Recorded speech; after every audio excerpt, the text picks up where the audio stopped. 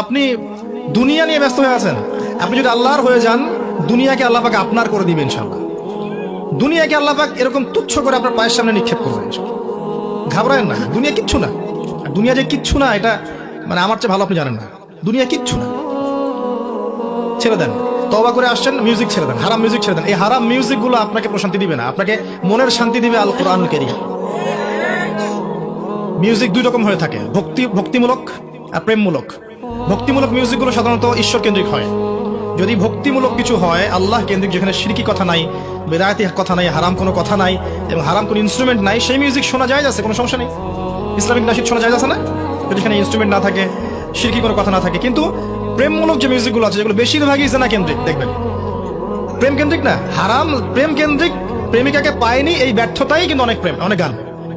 প্রেমিকাকে পায়নি এই ব্যর্থতাতেই কিন্তু গানগুলো অনেকগুলো। এই পুরো বিষয়টাই তো জেনা, তাহলে এই গানগুলো কি কেন্দ্রিক? জেনা কেন্দ্রিক না। এর পাশে আবার বিভিন্ন রকম ইনস্ট্রুমেন্টাল ব্যাপারগুলো আছে, যেগুলো সম্পর্কে নবীজি বলেছেন যে আমার উম্মতের এক শ্রেণীর মানুষ আসবে যারা বাদ্যযন্ত্রকে হালাল করে নিবে, মদপানকে হালাল করে নিবে। আল্লাহ পাক তাদেরকে বানর এবং শুয়োরে পরিণত করবেন। কিভাবে করবেন আল্লাহ ভালো জানেন। আমার কাছে মনে হয় ভিতর থেকে হয়তো এমন হয়ে যেতে পারে, বাহ্যিকভাবে না হলেও আল্লাহ ভালো জানেন ভিতর থেকে কেমন। বাদর এবং কুকুর এমন প্রাণী যে প্রাইভেট লাইফ এবং পাবলিক লাইফের পার্থক্য বোঝে না।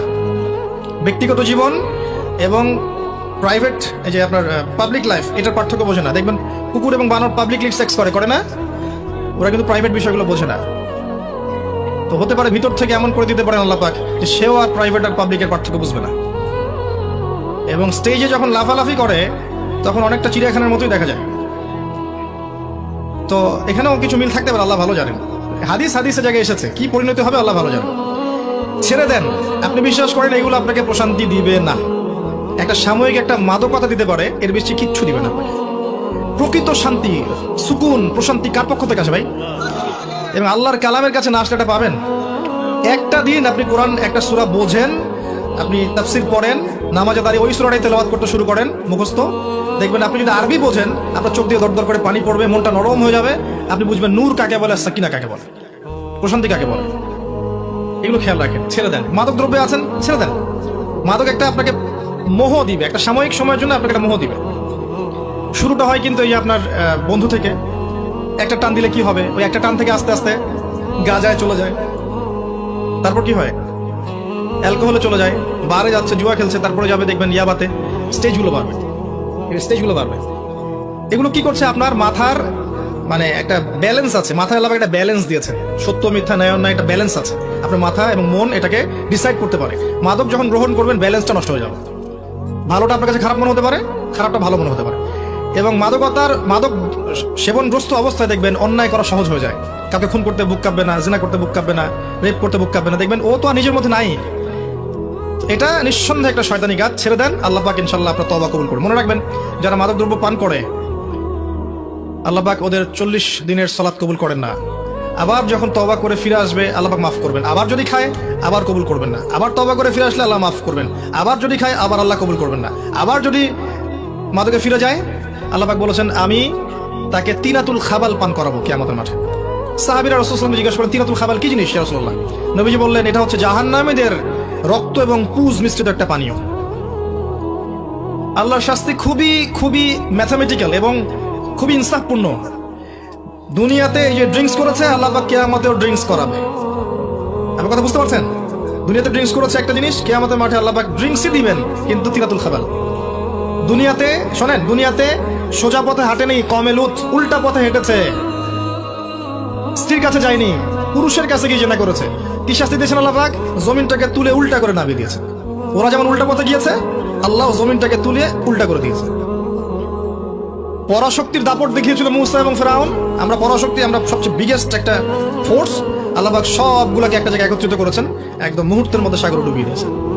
আজ জাতি বলেছিল যে আমরা খুব শক্তিশালী, মাইনা আশাদ্দু মিন্না কুওয়া, আল্লাহ পাক ঝড় দিয়ে একদম ঝড়ের ইয়াতে খেজুর গাছের মতো উড়িয়ে দিয়েছেন একেবারে। আল্লাহ শাস্তিগুলো খেয়াল করে দেখবেন। বাই দ্য ওয়ে, এখনকার ইসরায়েলাইজড পিপল যারা আছে ওরাও কিন্তু একটা জায়গায় একত্রিত হয়েছে। কিসের অপেক্ষায়? ওই যে ফেরাউন এবং তার দলবলকে আল্লাহ পাক যা করেছেন এদেরকে আল্লাহ পাক শীঘ্রই তাই করবেন ইনশাআল্লাহ। আল্লাহ পাক জড়ো করেছেন এক জায়গায়, আস্তে আস্তে প্যালেস্টাইনের হয়তো পুরোটাই তারা দখল করে ফেলবে।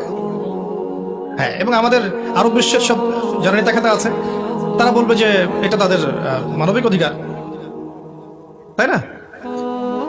তো আরবের নাকের ডগায় এই কাজগুলো হচ্ছে। যাই হোক, ওটা আমি টপিকে যাচ্ছি না। বিষয়টা হচ্ছে আপনি যেগুলো পাপে আছেন, জিনা হোক, আপনার গার্লফ্রেন্ড হোক, মিউজিক হোক, হারাম এই যে মাদক হোক, আর পর্নোগ্রাফি, এটা আপনাকে একটা মাদকতা দিবে, আর কিচ্ছু না। শোনেন, এখানে লিপ্ত থাকলে একটা মানুষ সুস্থভাবে বাঁচতে পারবে না। তার চিন্তা চেতনা সব অসুস্থ হয়ে যাবে, সে অসুস্থ হয়ে যাবে মানসিকভাবে। এবং সে যদি পরবর্তীতে তওবা করে ফিরে এসেও বৈবাহিক জীবনে যায়, দেখবেন পর্নোগ্রাফিতে আসক্ত থাকার কারণে সে বৈবাহিক জীবনের সেই রোমান্টিকতাগুলো ফিল করতে পারবে না। ফিজিক্যালি সে হয়ে যাবে বিধ্বস্ত, সে স্ত্রীকে সন্তুষ্ট পর্যন্ত করতে পারবে না।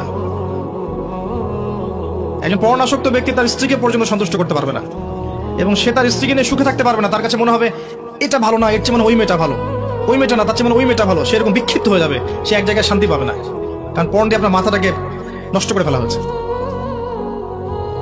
এবং ওর ফলশ্রুতিতে একা একা যে পাপগুলো সে করেছে, এই পাপের ফলে তার শরীরের যে ক্ষতি হয়েছে, এই ক্ষতি কোনোদিনও ওষুধপত্র খেয়ে ওই হার্বাল মেডিসিন খেয়ে পূর্ণ হবে না, কোনোদিন হবে না।